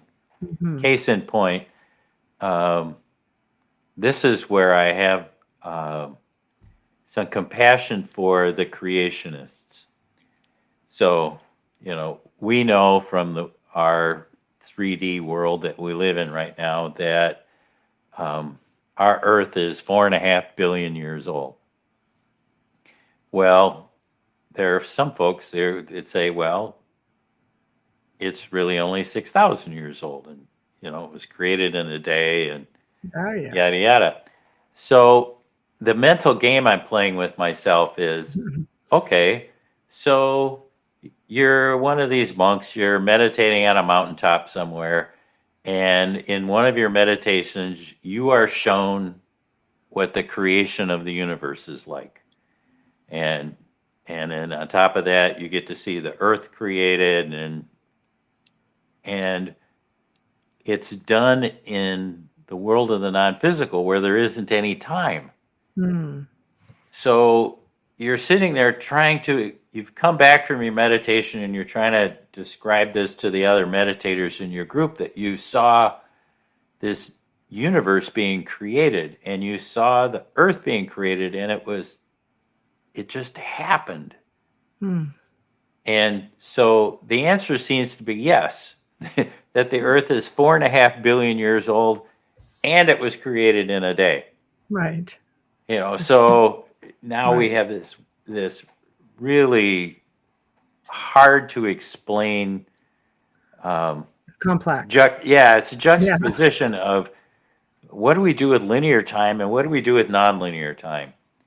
And so I have a lot of compassion for people as they're trying to tell their story, and it just doesn't seem like it's making any sense because it weaves all over the place, but it's happening simultaneously.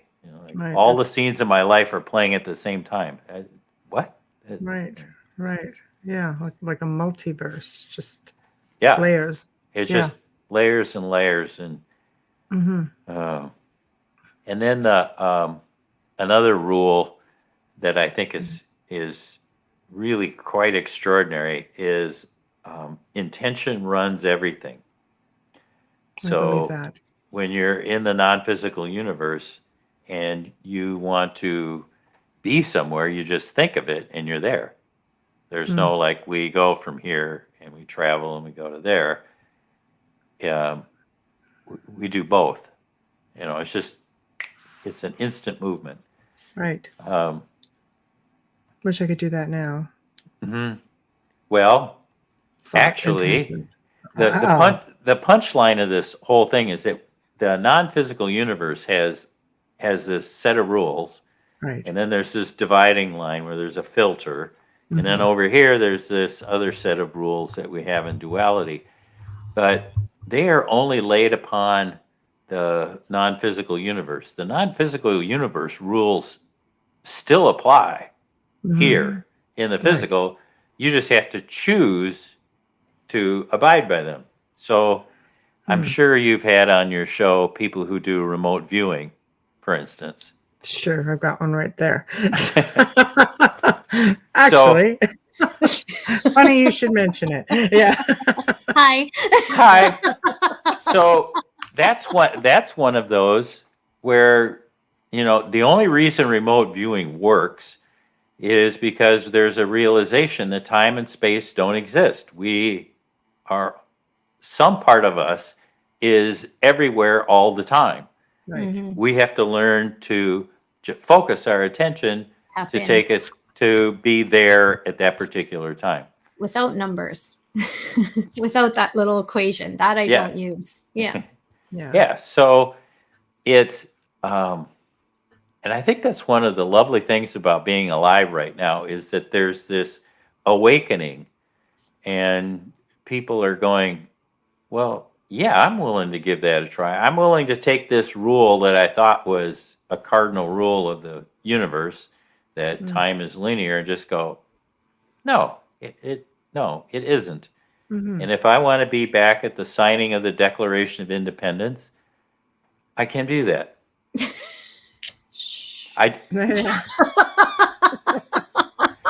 It's important for me today because I spent the day at Monticello.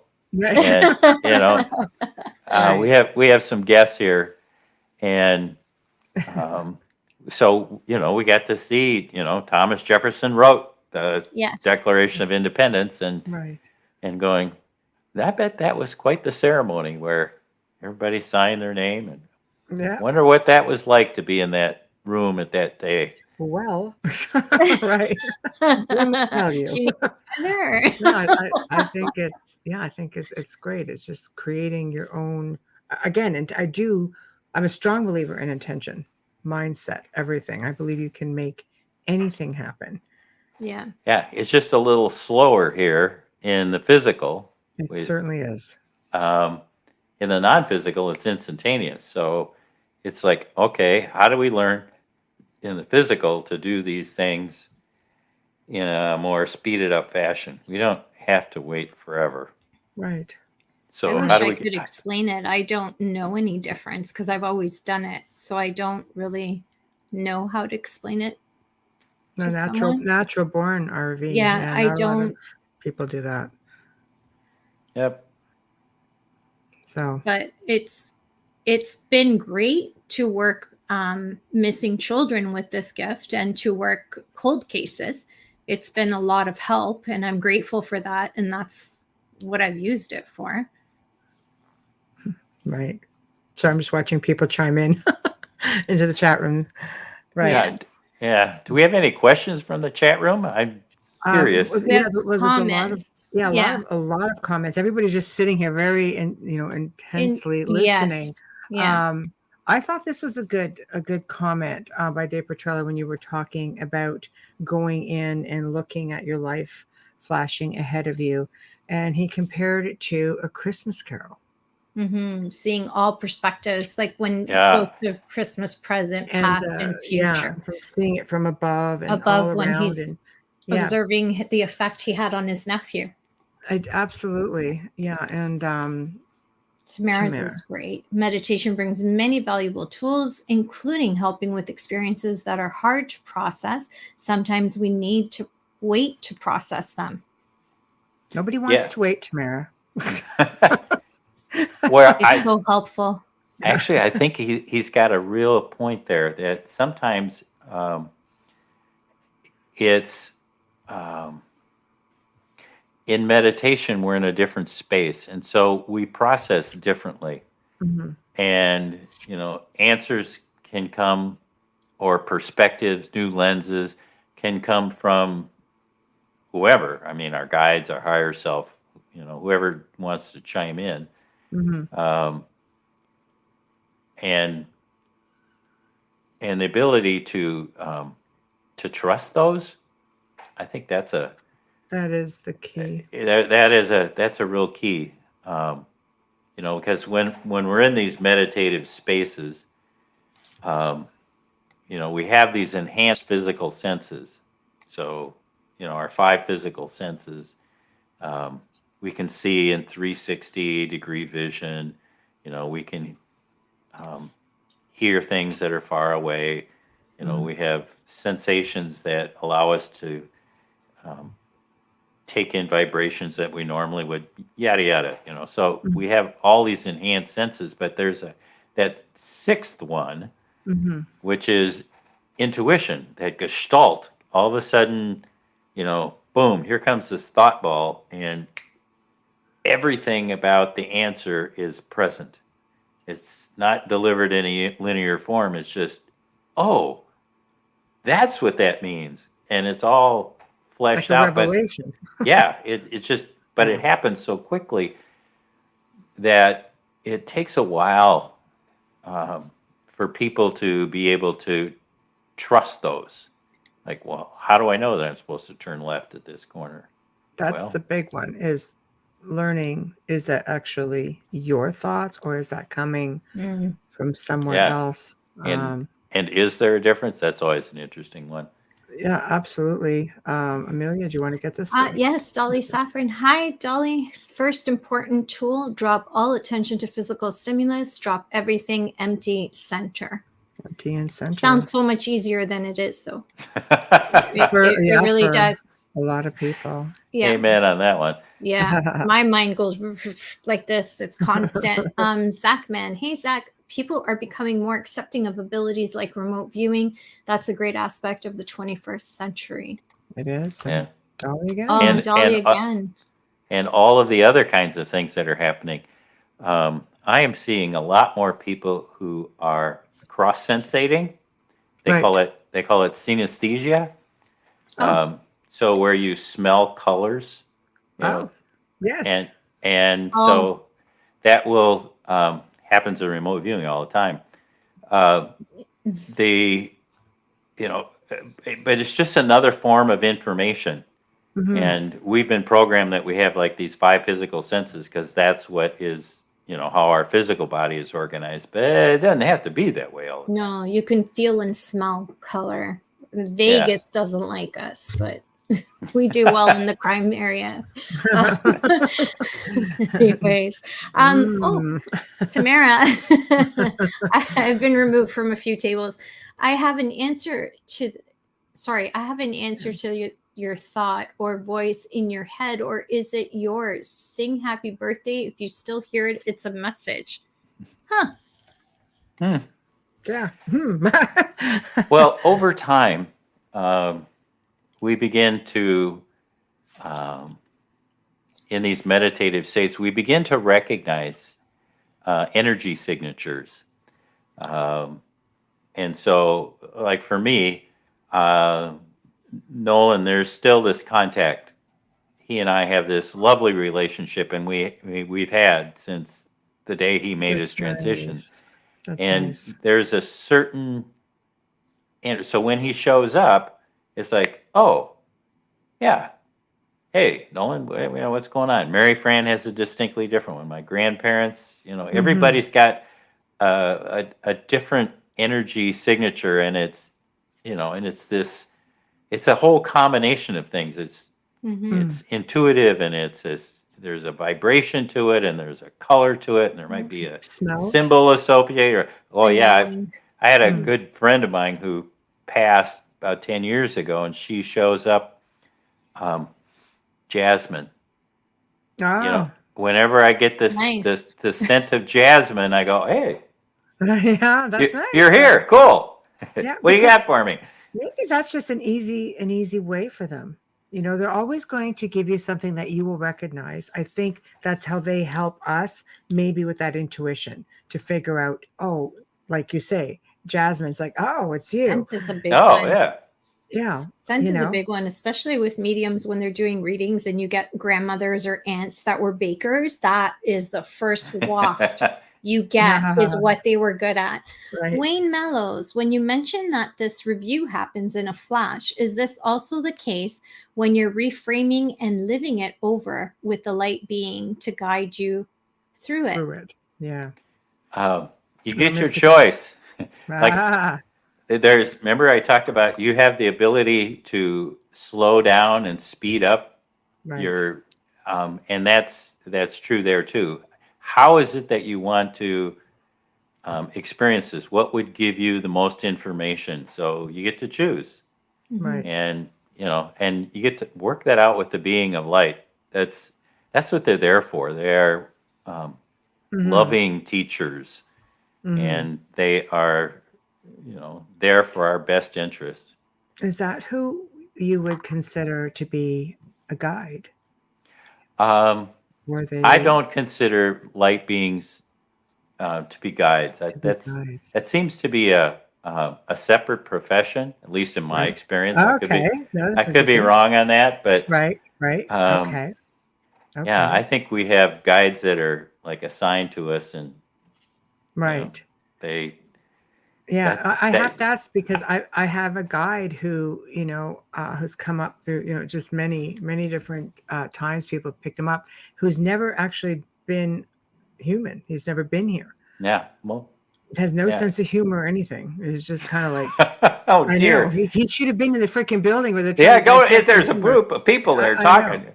Yeah. So I Third had to door ask- out on the left, you know. I know. Yeah, I thought that was funny, dang it. Come on. So, but yeah, so I tend to wonder if they've never been here. But then again, you come to learn that we can reside in many places. It's not always necessarily planet Earth. Yep. Well, all right. Here's another little hint for those of Okay. you that are doing meditation. I have learned through hard experience, that some of these guys, they have never been human. You're right. So they don't get humor. They also don't understand negatives very well. Mm. And what I mean by that is,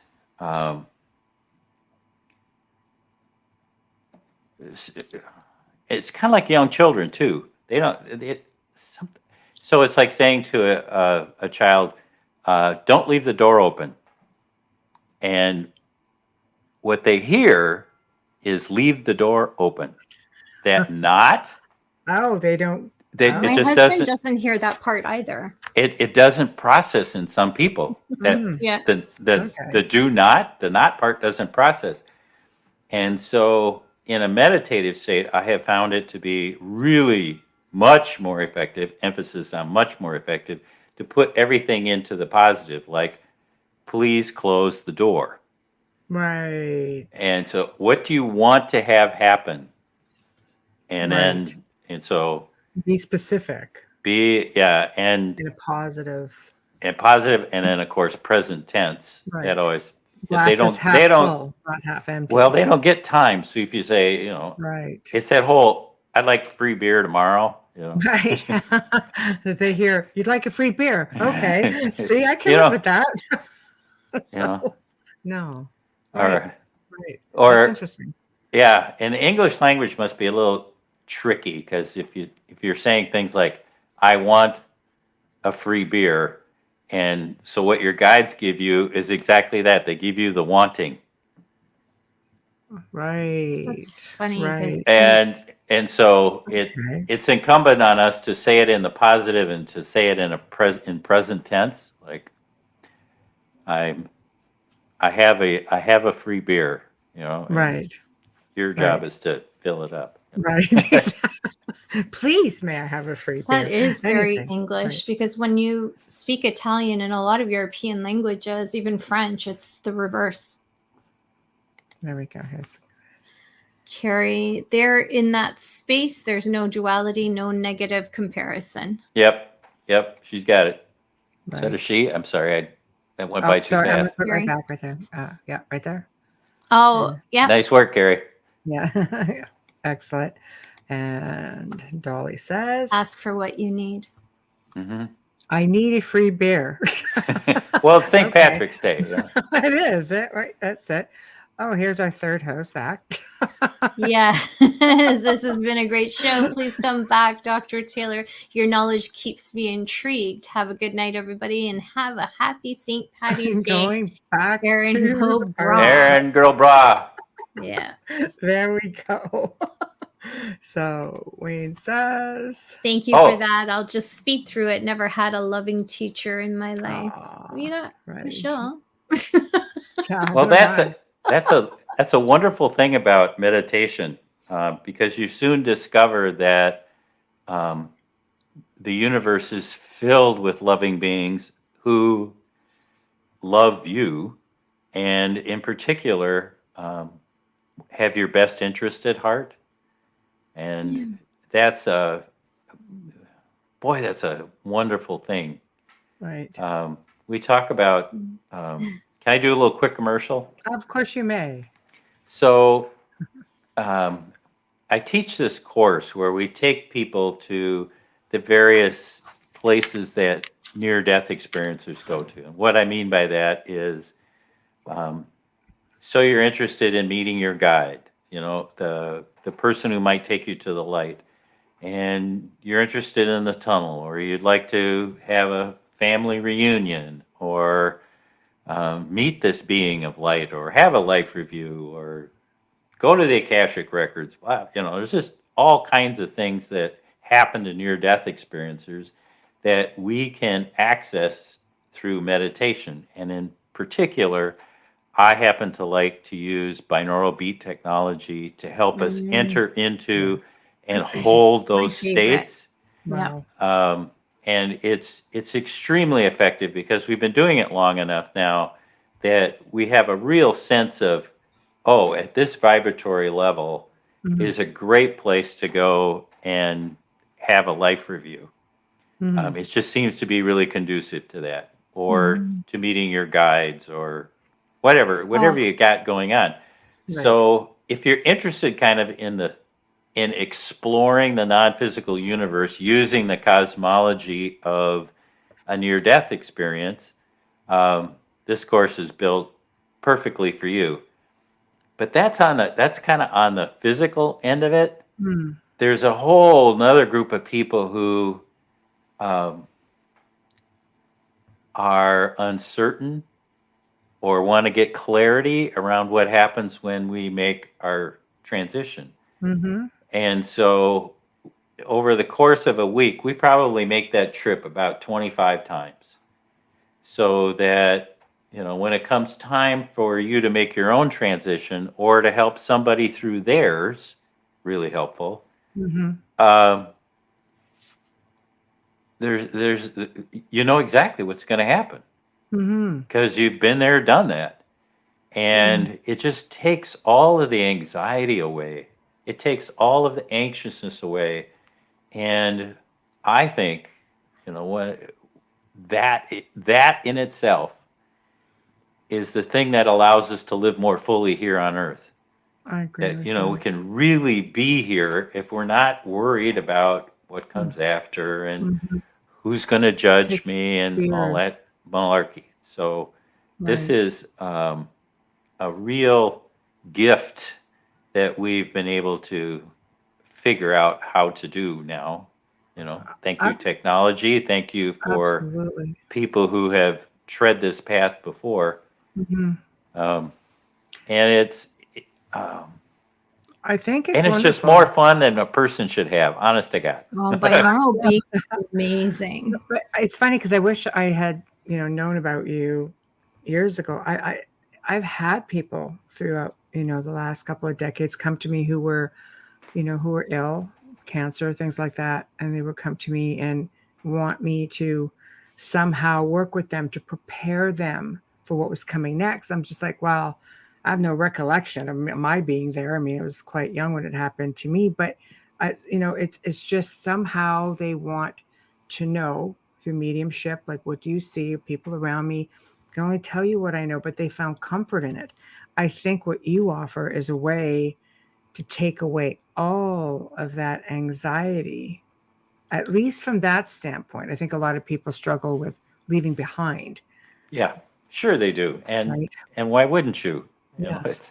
I think that's part of of loving, is to say that, I will miss your physical presence. Yes. Doesn't mean you're not with me anymore, because like I Right. know Mary, Fran, and Nolan are with me, Yes. and I miss their physical presence. Right. And I am very happily married. I have Right. this Yeah. wonderful life right now, Yes. and Yes. you get it all. You do. You get it all for sure. Here's a question for you. Dolly asks, so are you OBE in consciousness? Oh, that's a really interesting question. Dolly's very interesting.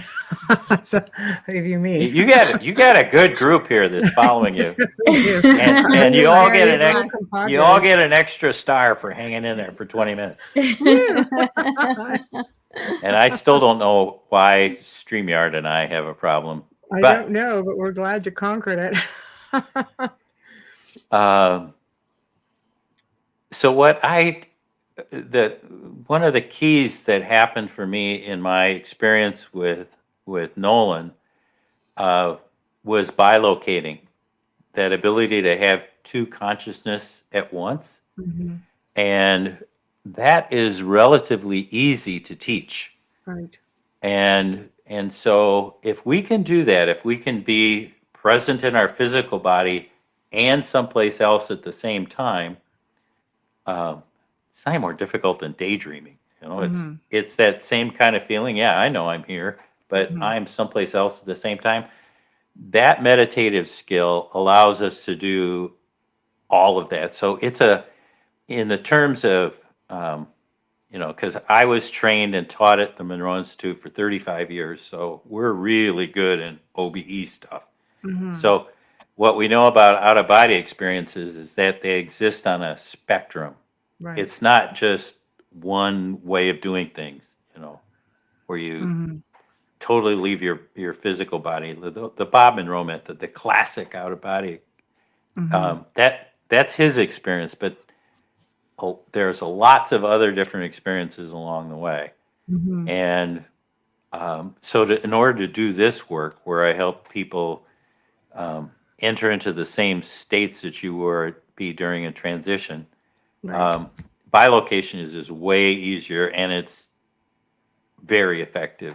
I mean, and the other nice thing is, oh my God, we don't have to have physical trauma. We can do this easily. We can do this gently. We don't have to, have this. Right. No, it just sounds like they go to the beat of whatever drum that you require. Gently ease you into it, or feel like me, full on slide, hit the dirt. Here I am. So, we'll finish up with Wayne, when you were, oh no, not this one. Where's the other one you had? It was hilarious. Here we go. Oh, Wayne says, I've heard that idea that not doesn't exist. I don't want more taxes. They're here. I want more taxes. Right. Yeah, it's tax season here. What you need, she said. No, we don't need. So, I am paying less taxes. There we go. There we go. It's in the positive and what we want. That's right. Smile when you say that. Carrie says, similar to lucid co-creative dreaming state, I think. Oh, yes. Yeah. That lucid dreaming state, it is, it's on the spectrum of things that you can do. Right. That's a wonderful skill to learn. Right. I used to be able to lucid dream. I could fast forward my dreams. I could go back and forth. I can stop it, continue on the next night. I could do amazing things with my dreams. And then I had children and they messed up my brain. Pregnancy. And I could never lucid dream again after that. So thank you, my darlings. It's a lot of fun so much. when you can say, hold that thought, I'll be right back. I know. It's like, what? Well, actually, I had a business for 2 years. I taught people to sleep again using binaural beat technology. Oh. And I have to tell you, about 3/4 of the people who came to me were young mothers. Oh, I believe it. That they had trained themselves to sleep lightly. Yes. And so, they're always in the back of their mind listening for the crying baby or kid falling out of bed or something. Until they're like 50. 50. My daughter's 25. I'm going to fight. I can hear everything. It's terrible. But binaural beats is euphoric when you listen to it. It really, for me, that I'm glad that you said that. For sleeping, it is so helpful. It is so helpful because it reminds you what your normal sleep pattern is. Yeah. The other quarter people were military folks who, had trained themselves to sleep lightly in the battlefield. Yeah, I can see that. I can see that. And so it takes, we don't forget how to sleep correctly. We just don't do it for a while. So we train ourselves a certain way, and then we just say, I don't need that. Doesn't serving me anymore. Right. I would like to go back to a normal sleep pattern again. And there's some wonderful sleep albums that are out there that help remind us what to do. Tell us about that, because this is the part of the show we wanted to go over because I wanted to give you your time. So this is the part where you promote yourself. How can everybody find you? What do you have coming up? And anything all about you more. Yes, do it. So it's easy to find me.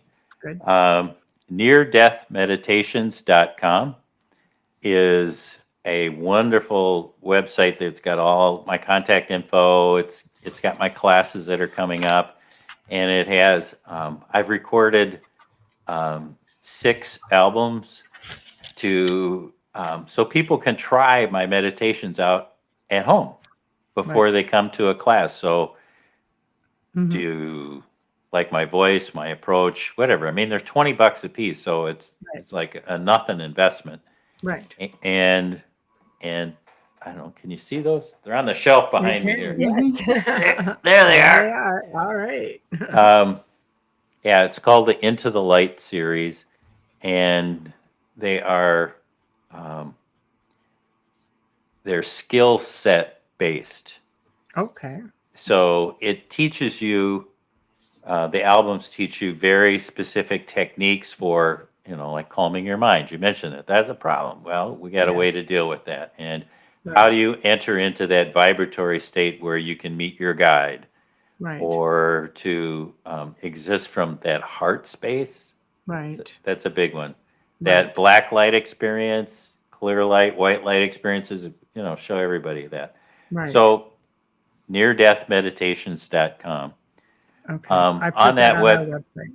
Yep. And on that website, there is my course, the NDE Intensive, Near Death Experience Intensive, where for 5.5 days, we go as a group and do these and more meditations that help you learn and explore the universe like a near-death experiencer would, or maybe you want to know more about the transition or the non-physical universe. It's all there, and it's an amazing week. There is something truly magical about a group of people all doing the same meditation at the same time, and they just feed on each other. Right. And to prove a point, we do these courses right now during Zoom, using Zoom because of COVID. And so people from all over the world can do it, and it makes no difference. If we have a person in Switzerland and one in California, they can have shared experiences. Right. You don't need to be in the same room or the same building. Right.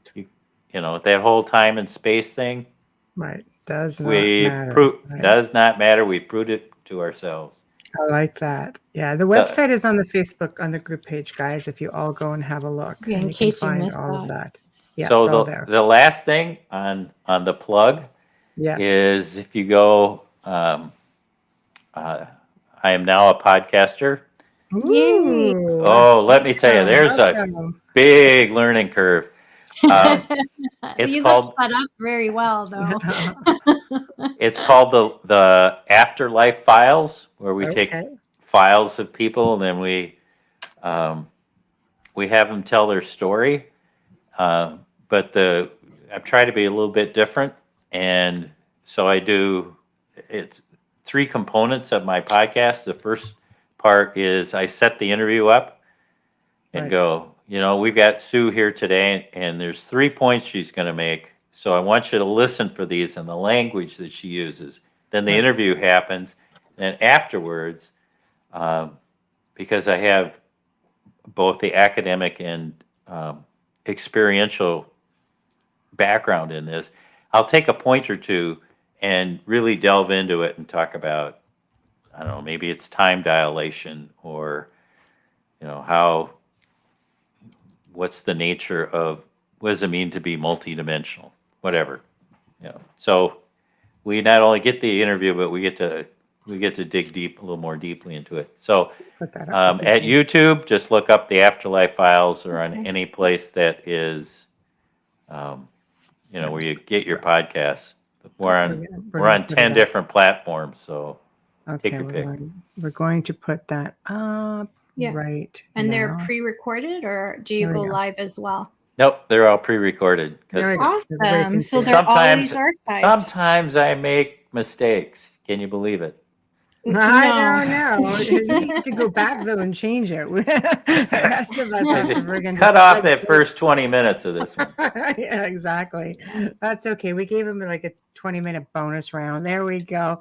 So thank you so much for hanging in there with StreamYard. Thank you for sharing your story with us. And It was just really heartfelt. It really was. I'm just like, I don't usually, tear up at all. Like I'm pretty resilient and try to be that, Yeah. hardcore, just don't let it phase you while you're doing a show. But no, that was really heartfelt. And the experience was phenomenal. I have never heard this.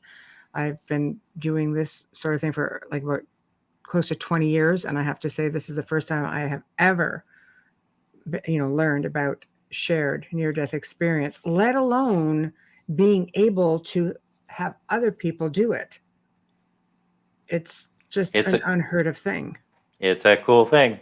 It is a cool thing. And it's just like a wow factor for me. So, but thank you. And I'd like to do this again sometime, if you'd be interested in coming back on. I would love to come back. You guys are a hoot. So hey, we try. Yeah, we after you made us cry so bad. Yeah, that's a good thing too. That hardly ever happens. That was it. It just that connection with you, and I know our entire audience felt it, and we truly appreciate you for doing that.